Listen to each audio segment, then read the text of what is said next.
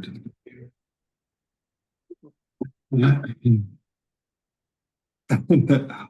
I'm here with my good friend Gia Hellwig, and we're excited to talk today just to learn more about your personal story and your journey, and more about your business, and just kind of your thoughts on, the economy, your thoughts on entrepreneurship, your thoughts on personal development and healing and those kind of topics.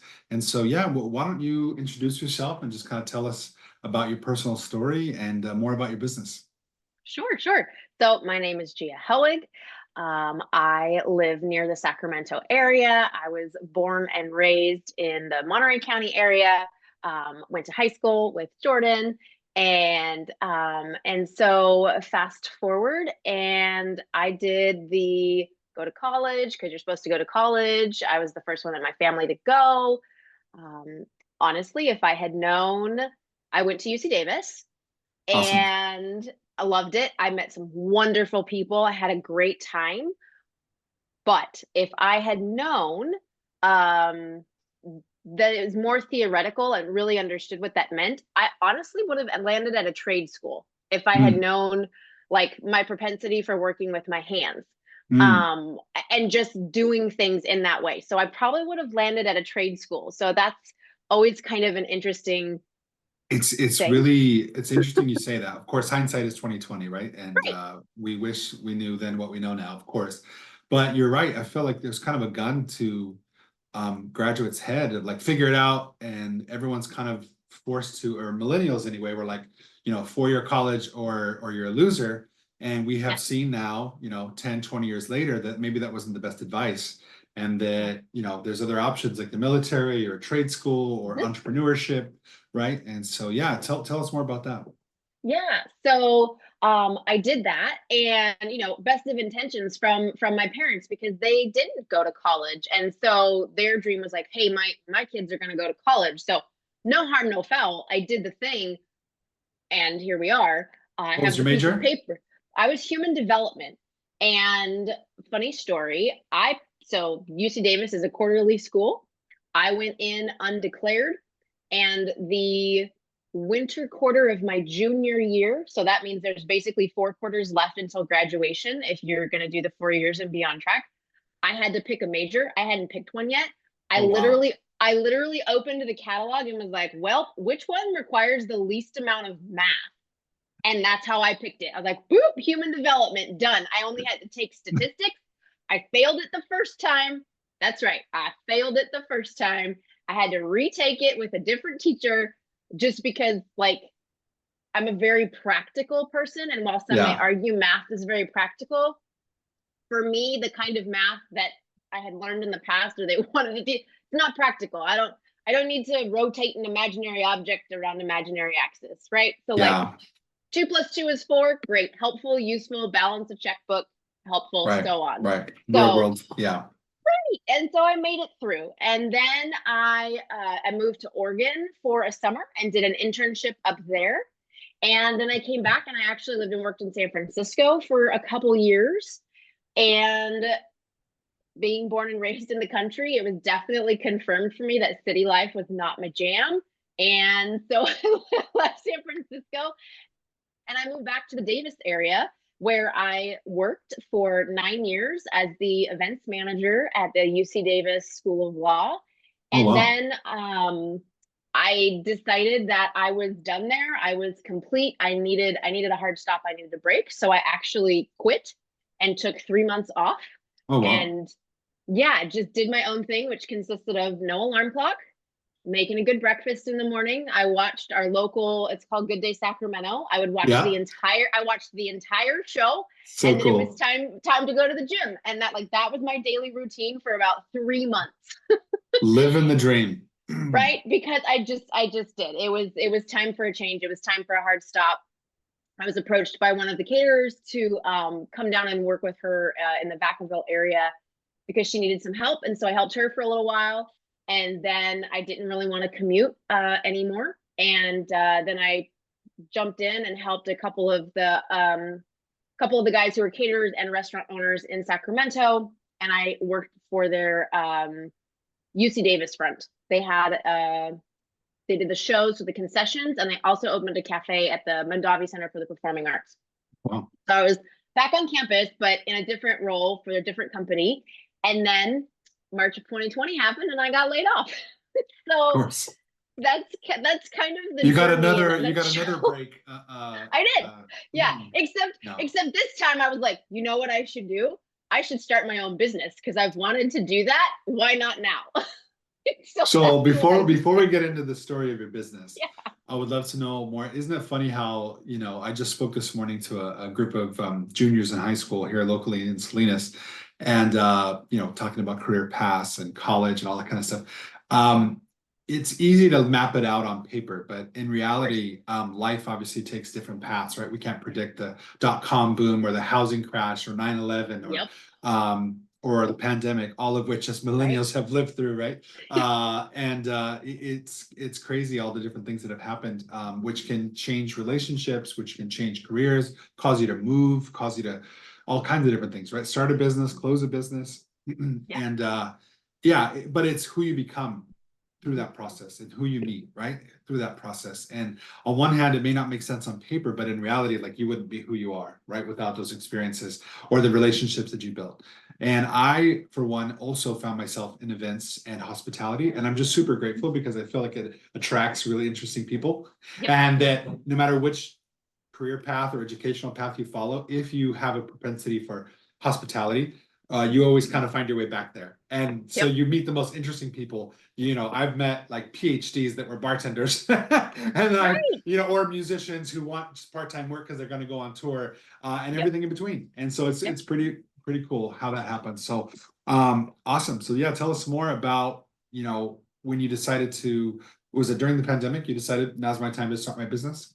Yeah, now's my time to start the business because I had been trying to figure out like I picture it like I said, a train tracks, right? Like I was like riding on the one side of the train track doing, we'll use corporate world as people understand that, but working for another, small business entrepreneur company and wanting to figure out how to do that right track, how to do stuff for myself.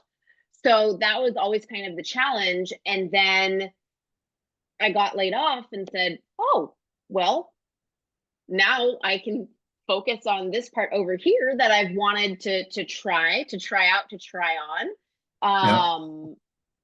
And so I said, you know what? The really cool part about it was, and I've just started sharing about this because I know people are always, everybody has their own worldview about finances and how you should do things or shouldn't do things. Right. And I don't want to sound like the a-hole when it comes to these things, but a lot of the struggle with startup business, with entrepreneurship, is the finances, right? Yes. People oftentimes don't start because they're like, oh God, if I fail, I don't have the capital to see this thing through. Right. So I had never been on unemployment a day in my life. I've been paying into it since I was 15. Mm-hmm. And so I immediately, same day that I got laid off, I filed my paperwork, and there was all these different benefits in addition to, right? So it was like you could literally walk to the EDD not too far from where you live. Yes, it's like, right there by the Capitol. Yeah, it's not far at all. And it was like the perfect time to be on unemployment because I was making more on unemployment than I had when I worked at UC Davis. Like, let that sink in for a second. It's a really weird feeling. Bananas. Yeah. Super bananas. Yeah. And I didn't have to look for a job because there were no jobs to look for. there was your angel investment right there. Exactly. So having that part of it taken out of my brain, knowing that I could not financially fail, I was like, well, yeah, why not try it? Why not go for it? Because that is taken care of over here. So I could literally generate all my brain power to the creativity of starting my business, to learning how to do it. I remember, I don't even know for how many months, but like the first however many months, at the end of the day, being mentally exhausted. And I had not been mentally exhausted from learning something new, and I don't know how long. Right. So, but it was like such a cool feeling because it was like, this is what I want to do. Yeah. I'm learning how to do something new. I'm learning how to use social media. That's right, ladies and gentlemen. I didn't get on there until 2020. I feel like you're proud of that. I am. That's awesome. Well, I know I've seen your evolution. I think it's super cool and always love your tips and your content. But I'm like, what does she actually do? I know people think that about me. What does this guy actually do? So can you explain kind of what your concept was and what, and who are your customers basically? Yeah, yeah. So in the very beginning, the first iteration of my business was party package to go. So here's my event frame. You could order, open, set up, and celebrate. Everything would literally show up to you in a box on your doorstep. Decorations, cake mix, recipes, all the things. Oh, that's cool. So that was the first iteration. And it was the perfect timing, again, with the Yes. pandemic. Yes. So, all of those things lined up. But I had been thinking about this concept years prior. It was always sitting there. So that kind of ran its course, right? The pandemic happened. It got less and less. People wanted to go back out and be in person. So that just kind of naturally completed itself. But during that time, since I had decided to use social media as the free marketing tool that it is, uh, I've always been interested in writing and love to write. And so I started doing my own social media. And then I had some other friends who were solopreneurs as well. They were like, hey, what do you think about writing my social media? I was like, I could try it. Sure, no problem. Yeah. And so now I have found that I have this skill that is writing in other people's voice. And so it's naturally evolved. And so now what I tell people that I do is I help other small businesses and solopreneurs get shit done. And that Ah, can look different to everybody. A lot of it totally. is helping people figure out their processes and their systems, getting those in place and getting consistent about it. And so I work with some people in that way. And then another way that I work with people is writing. So through social media management, writing email marketing, Hmm. writing newsletters, um, workflows for sales emails. And it's putting all of those writing skills that I enjoy so much into practice. Um, I don't use AI. I I like to would write. I I was like just to going to mention that. write. Yeah. Well, in the age of AI, which can be a tool, right, can be an Yep, amazing tool that absolutely. we all Yep, interact with every day, one way or another. Um, it's beneficial, but I still don't think it can really replace original organic content, like from a human right. heart and mind, right? Yes, And even if you tweak your prompts perfectly, it's still probably not going to evoke emotion, right? right. From a robot, right? Yet, anyway. And uh, so that's powerful because honestly, one of the most in-demand careers and business needs is quality copywriting. It's a real, I think one of the benefits of social media is how quickly information is spread and how creatively it's spread, but it's also dangerous because I feel like our grammar is in the toilet. Like texting and social Yep. media, even our words have really Yeah. um and I'm not perfect by any means. I mean, sometimes my grammar is terrible.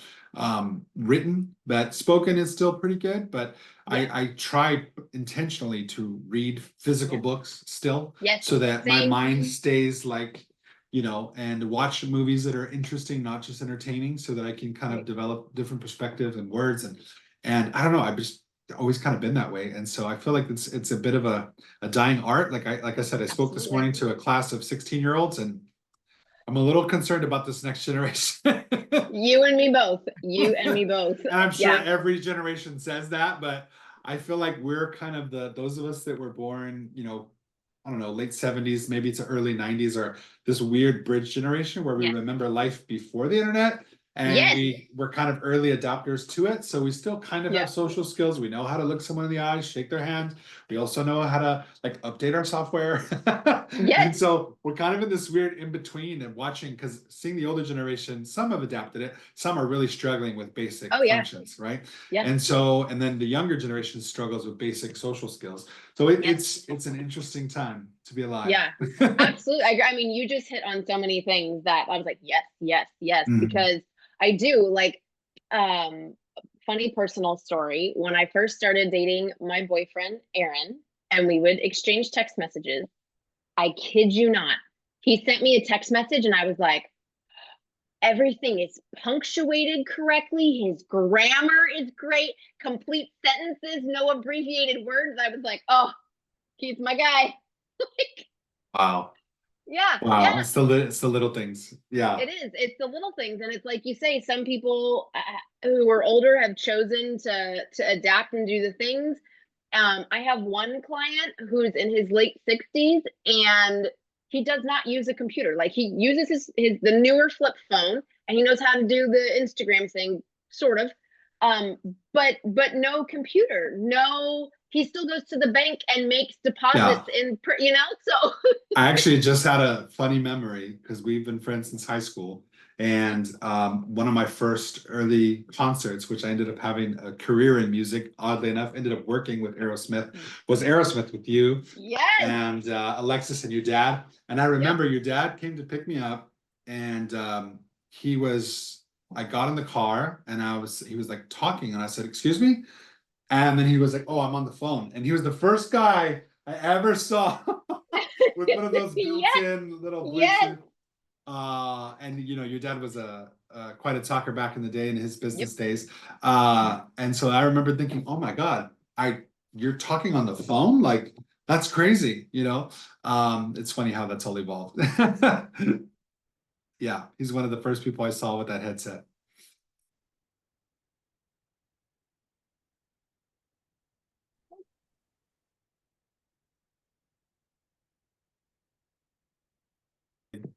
Okay. Anyway, that was a funny memory with your dad. I think he was an early adopter with that headpiece. Oh yeah, he's one of the first people I know that ever had a cell phone. We had a car Yeah, that had one of the ones that were like in the car that like yeah, didn't come out of the car. Oh yeah, yeah. yeah. Mm-hmm. I think they called it a car phone. Oh yes, a car phone. Yes, we had a car phone. We had a Yeah. car phone. That's Well, great. I remember, at my grandma's house having a rotary phone, right? Having to like learn Yep. how to tell time with an old school clock, and how to dial the Mm-hmm. old rotary phone, Yep. life before the microwave, all that kind of stuff. Even though the technology existed, not everybody had Yeah. one. And Exactly. I remember, gosh, being in junior high and coming home or at a friend's house and being like, "What are you guys doing on the computer?" Because we had a computer, but it wasn't connected to the internet. So all we did Right. was like drawing and painting or play solitaire or whatever. Right. And I remember I was like, "What are you guys doing?" "We're talking to girls." I'm like, "What do you mean?" And I'm like, "Yeah, instant messenger." And I was like, "Wait, what?" And it was back in those days when you used to have to call the house to see if somebody was home, and that was always Yep. a risk. So that was like a game changer. Once we found was AOL Instant Messenger, which was probably what, Yep. like mid to late 90s. That was Yeah. a game changer for everybody. Oh yeah. Yeah. Yep. I remember Kids today it don't know the struggle, 110%. But no, and there weren't two phone lines. So you were either on the internet or you could make a phone call with the landline. but you couldn't do We both. all couldn't do both, right? And I Right. love the nowadays they have voicemail on the phone or whatever. It's very simple, but like Yeah. the actual Answering answering machine. machines with the little tiny tapes, right? Like Yep. Yep. mini Yep. cassettes. And Yep. anyway, yeah. Mm-hmm. You had to go home and delete it if you got a call from school, right? Right. Yep. And then so yeah, that and then it was like the symbol. Now, there's a debate of how old should you give a kid a smartphone and social media. That's a heated debate, right, with parents. And Yes. I'm glad I'm not having to have that debate right now in my life. Yep. But one of the interesting things when we were growing up, it was like when you got your own line, that was like if you got a phone Yes. line in your room, that was like Yes. big deal, right? My phone was blue. Or a pager. Oh yeah, and my pager was also blue. Oh my God. So that's awesome. Obviously with the pandemic, when you started your business and the evolution of technology, like you turned a challenging time into an opportunity. And obviously we have compassion for, that was a serious situation. People, some people, I have friends that passed away from COVID, people that lost their businesses, people that lost their jobs. Then there was other people who just kind of took it as an opportunity to, kind of go the opposite direction and be negative and fall into a depression and no judgment. I mean, it happens, right? We each have.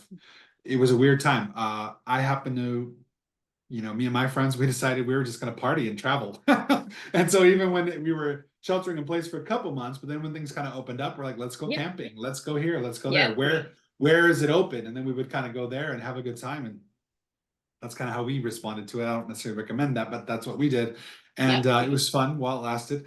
But what do you think? Is it like just kind of how you were raised or your personality that instead of kind of, letting it defeat you, that you turned it into something really cool and kind of a game changer for your life? Yeah, yeah. Well, I would definitely say I would attribute a good portion of it to how I was raised. My parents are always been very hard workers and always instilled in us like work hard. They would teach us how to be, resourceful and self-reliant. And so we always had the confidence that if we didn't know how to do the thing, we could go ask someone or we could figure out how to do the thing. This again was before the internet to Google or Yeah, yeah, YouTube yeah, or whatever, it yeah, was go look up the Encyclopedia Britannica or go knock on the neighbor's door or whatever the case may be. yeah, And so I've always been a do whatever it takes person. And yeah. so, I was like, I could sit here and do nothing while the unemployment checks roll in. And my boyfriend was able to still work because his company was considered essential. So he was still going to work every day. While that was great, I was also stressful because he was still going out. Granted, they were all masked up and they followed all the Right, rules and did all the things, but he's right, still going out and seeing people, right? And at right, that point, we didn't know who was seeing who. And right. so that was a little nerve wracking. So that I could sit here all day and be bored out of my mind, or I could really seize this opportunity to try something that I've always wanted to do. And I just went with that. I went with that. And it took me a little bit to kind of get my footing and figure out like the how of all of it. But I was always very like solid on my why. Why? Because I want to be able to create something where I can create impact, I can contribute to others, I can, be out in the world in the way that I want to. And so I've always been good at keeping a schedule, at managing my time. And so I literally would get up in the morning and I eventually figured out my morning routine because that was Yeah, really helpful in terms of yeah, getting up, eating breakfast, taking a walk, doing all those things. And then I would grab my laptop and go sit in the backyard and just yeah. create and do. And I had a business coach who was absolutely instrumental in helping me along. And then I met other people that were good at marketing, and so I could pick their brains. And very, very helpful to just talk to a key people who have already been, in the entrepreneur world, solo females as well. So it's very cool because then you get excited and you have other people that are cheering you on and they're excited for you. That's so And cool. it just feeds into itself. Yeah, And I just am not the kind of person that can just sit still and let life happen to me. yeah, yeah. That makes sense. Yeah. Yeah. I appreciate your attitude, and I think it's infectious, and I'm glad that you're helping your clients do that. What would you say, maybe not just in your recent business, but maybe through your whole life, or even in your recent business, would you say are some challenges that you had to overcome, whether it was, mindset or Mhm. maybe an insecurity or maybe a challenge? Obviously, the pandemic was part of it, but Yeah. with that, you kind of turned it into an opportunity. But did you ever have any issues with self-doubt or maybe discrimination or anything like that in the business world? Yeah, so I would say probably, after working through all of the unemployment and all of that stuff coming through, and then actually being on my own and responsible for generating my own income, that was scary. I definitely slipped into the scarcity mindset, and I Mm, had to work on that, or I got to work on that with my business coach over and over and over again, because coming from a place of scarcity, when you're generating your own income and you're finding your own clients, when you're still not entirely sure what you're offering, it's a tricky spot to be in because you'll oftentimes then be saying yes because you need the money, yeah, and that's yeah, not a good place to be in because yeah, then you're going to take any client, you're going to say yes when you don't really want to say yes. mm, You're not going to keep your boundaries. It becomes just this snowball effect. And so I yeah, worked really hard on figuring out, like, even though, yes, there was money over here that needed to be earned, working very hard to to not say yes to everything just because, That's so and good. getting really clear on, I call it, my nut. What is the amount of money that I need to bring in every month to cover the bills? I'm Yeah. very, very good at budgeting, run a lean household, Yeah. don't have more than we need, and but we're not wanting, right? Like we're still eating healthy and Yeah. Yeah. doing the things that we love. Oh, I And love so your guys' we, lifestyle. I aspire yeah. to be an outdoor person. I love the outdoors. I just, it's easy to get busy and not make it a priority. Yeah, But moving forward, I really want to make that camping and hiking and yeah, fishing yeah. and all that. I really, especially we live in California, we're so Oh my fortunate. gosh. Yes. So I want to make it a priority. I appreciate your answer and your honesty, because it is part of what holds a lot of people back is that fear and that scarcity. And Yep. I deal with it, right? So Yep. I now am fortunate to have a good job where I help small businesses navigate government contracting. So it's been Amazing. nice to have that 9 to 5 while I'm going back to school, and then I get to interact with businesses every day. And about half the businesses I interact with honestly shouldn't be in business, and that's hard. Right. They should just Right. go get a job and have a hobby or a side project, right? But Yep. it's not my place to tell them that. Right. But what I noticed myself as a business owner, in real estate, I did exactly what you said. I was scarcity, so I would work with anyone just to hopefully make a commission. And I did okay, and I'm still a licensed realtor. But now moving forward, I'm going to be very selective about who I work with, because I Yep. know I'm not perfect and I've made mistakes, but overall, like, I'm good as an Yeah. agent because I care. I'm Right. accessible. I communicate. I work hard. I have enough experience. I've seen everything you can imagine, and I made that mistake though, like you said, out of scarcity, out of insecurity, not valuing my time, not Yep. having boundaries, worked with people that were just disrespectful, wasted my time. Yeah. And it ends up costing you money. Or Yes. if you make the money, you don't feel good about it, you know? Right. And I would rather make no money, but feel good about helping someone and knowing that somewhere along the line it will come back around in another way, right? So I'm very much like abundance. Yeah. Like in theory, I'm abundance, but in that Yep. deeper subconscious level, when you come from poverty and you come from a big family, you come from a certain type of community, it's hard Yeah. to undo that. Yeah. And that's part of what I want to do with this podcast is interview awesome friends like yourself who are doing really cool things, but not just on that surface level.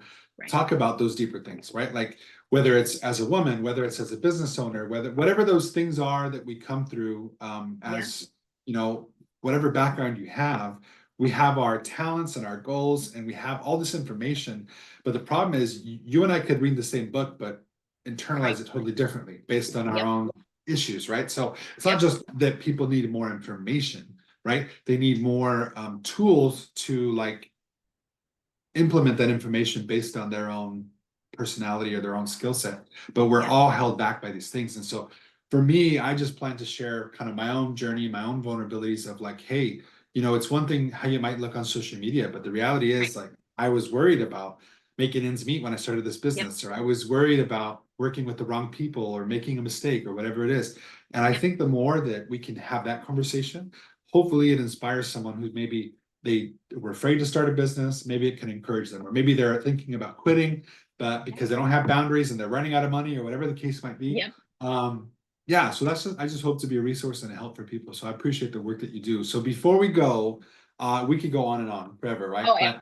But Yep. and we'll definitely have another conversation sometime. But well, a couple things. One, I would love for you to just close out with like maybe a quick little example of how you would work with a client. Mhm. And then two, the last thing would be just where can everybody find you? Sure. Sure. Sure. So, one recent way, actually, there's been a gal who owns a cookie company. She sells cookie dough uh, to stores. Like she's, doing her thing, but she knows that she would like to be on social media, but it's just not her jam. And so I've met her where she's at, and I've let her basically come to me. She said, "Nice to meet you. How does this work?" And I haven't rushed it, and that's something that I've learned.